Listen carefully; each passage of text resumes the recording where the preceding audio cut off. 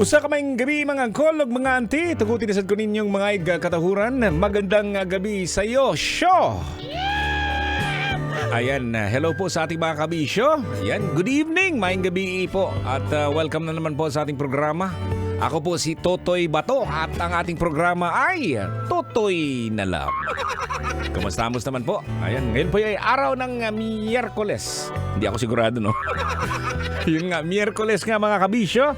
February 21, 2024. Bilis, no? Nasa gitna na naman tayo ng linggo. Wala pang pera. Kailan ba yung sweldo siguro? Yun ang karamihan ng mga kasama na ako din. Ikaw din, auntie, uncle, no? Kasi nga, hindi yun dahil dumaan sa weekend, no? Dahil dumaan tayo sa Valentine's Day. Alam mo naman nun, bonggahan ng Valentine's Day, di ba?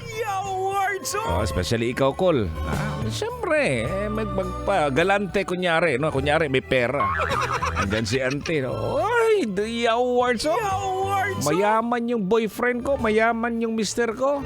Pagkahinla, pagdating ng ilang araw, what na idiot. Wala nang pera, wala nang makot, wala nang madukot sa bulsa. Pambihira. Pero di bali mga kabisyo po, no? At least kahit papano, yung kalusugan mo naman ngayon, okay pa, so alright, no? Ayan, hindi ka nagkakasakit. At nabalitaan ko po mga kabisyo, marami pong nagkakasakit ngayon. Sana hindi ka mahawaan ng iyong ka-office mate, ha? Kasi pag nahawaan ka, dadalhin mo yung sakit sa bahay, nako! Lusion, yan ang imong kigol sa imong misis. Yan yung mahirap dyan. Hindi lang yung misis, yung pamilya mo na nandun, no? Kaya ingat lang po tayo palagi mga kabisyo. Kung kailangan maghugas ng kamay, maghugas. Kung kailangan magmask, magmask po tayo, ha? Okay, hello po. Ayan, kumustamos? At sa gabing ito po mga show, mga kabisyo, ayan, maganda siguro pag-usapan natin. At ikaw, no? Na isang mandirigma araw-araw. Oo, mandirigma sa araw-araw na pagko-commute. Ano ba yung sinasakyan mo lagi? Nagtitrain ka ba? Nag-LRT? Nag-MRT? O kaya naman nag-jeep, no? Medyo medyo yayamanin ka, nag-grab, oh. Ayan, magkano ba yung pamasahe mo? Magkano ba yung nababawas sa iyong sweldo, yung budget mo araw-araw? 'Di ba? So yun yung pag-uusapan po natin mga kabisyo, ang mga pagkakaiba ng pagko-commute mo noon sa ngayon. Siguro isa sa mga nakikita po natin mga kabisyo ay yung pamasahe yan. Dati siguro yung pamasahe mo siguro na 100. Umaabot ka na kahit saan-saan, di ba? Nung araw po mga kabisyo, yun, bago pa lang tayo ng salta dito sa Metro Manila, alam mo naman after ng duty ni Totoy Bato, gigimik muna, di ba? Titingnan yung mga paligid kung ano ba meron eh. May inihahanda na ako na 100 pesos dito sa bulsa ko. Siguro mga 14-15 years ago. Yun, no? So, yung 100 ko po, kapag nandito ako bandang Maynila o kaya Pasay area, yung 100 ko, pwede na yan pang-uwi dito sa may bandang Liberisa, di ba? Ganon yun pa. Ang napansin ko, yung gastos, nakaluklok na yan dan. Kahit nakainom ka, ako bahala. Siguro, yan, di ba te? Di ba, Col? Ayan, sa mga pamangkin po natin dyan na nakikinig, yung pamasahe po dati, murang-mura.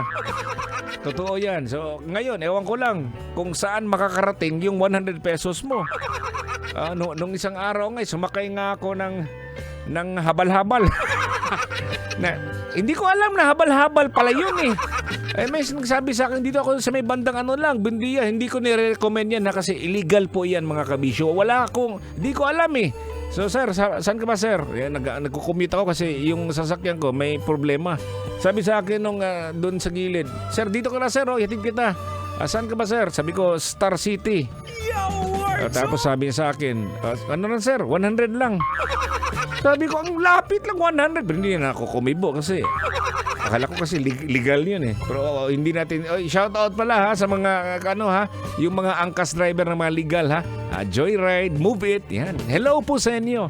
Ayan, ingat po tayo sa mga kabisyo. Nung one time pala, nung nakaraang gabi, kasi naiwan ko lang yung sasakyan ko dito kasi hindi gumagana eh. Yung spark plug eh.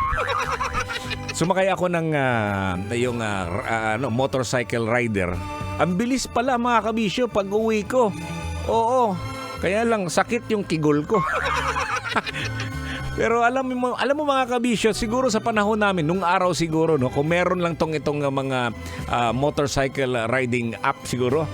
Alam mo, libre kasing libre kasing ikot eh. Tsaka meron ka pang karga. Swerte kapag karga mo, babae siguro. Nung panahon na nun, wala eh. Yan po yung nakikita kong pagkakaiba po, no? Wala kang ibang choice dati. Ngayon, marami na po. Kung anong gusto nyong sasakyan, meron na. Ayan, so ang mga pagkakaiba sa pagko-commute mga kabisyo noon, dati at ngayon, maaaring maging resulta yan sa mga iba't ibang mga factors po. Tulad ng mga pagbabago po ng mga sistema, ng mga transportasyon, technology, at syempre, ang pangkalahatang pag-unlad po ng ating lipunan. So yan po ang ating pag-uusapan po mga kabisyo. May nai-post po ako sa aking fan page ngayon sa Totoy Bato Official at ang nakalagay ay mga naobserbahan mong pagkakaiba ng pagko-commute mo noon sa ngayon. Diba? Pamangkin? Call. Dati, tartanilya yung sinasakyan niya, di ba? Meron pang tartanilya yun. Yung bang kalesa ba? Nandiyan sa mga Intramuros. Pero nung araw po mga kabisyo, yan yung maghahatid ni uncle tsaka auntie galing sa bahay papuntang eskwelahan. Ayan, grabe. Pero yung mga nagsasakay ng mga ganyan, medyo may kaya po yan, no? Dato yan, di na pobre. Yawards. Anyways, ito pa rin si Totoy Bato, ang iyong kasama sa ating programang Tutoy na Love. Pwede ding baliktarin. Love, Tutoy na. Dini lang sa 90.7 Love Radio. Maing gabi, kabisyo. Kailangan pa bang i-memorize yan? Love Radio. Basic!